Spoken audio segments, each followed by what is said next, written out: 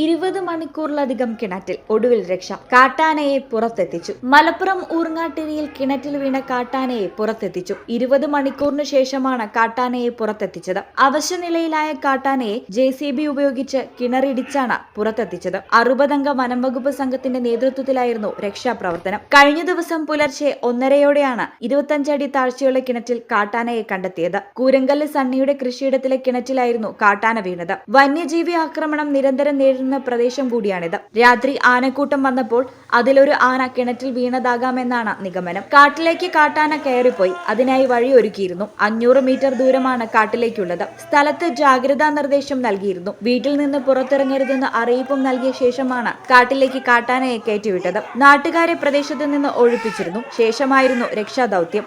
ആന അവശനിലയിലായതിനാൽ മയക്കുവെടി വെക്കുന്നത് പ്രായോഗികമല്ലെന്നത് നേരത്തെ തീരുമാനിച്ചിരുന്നു. തുടർന്നാണ് JCB ഉപയോഗിച്ച് മണ്ണിടിച്ച് കരക്കെത്തിക്കാൻ തീരുമാനിച്ചത്.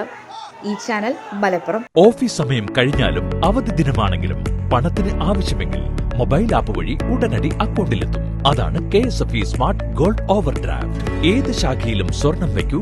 മൊബൈൽ ആപ്പ് വഴി എപ്പോഴും എവിടെ വച്ചും പണം പിൻവലിക്കൂ. പരമാവധി 50 ലക്ഷം രൂപ വരെ. അതിവേഗ പ്രോസസിംഗ്. 24/7 സേവനം. ഇനി ആവശ്യങ്ങൾക്ക് അവധി കൊടുക്കേണ്ട, സമയവും നോക്കേണ്ട. KSFE smart gold over draft. Digitally super charge your gold.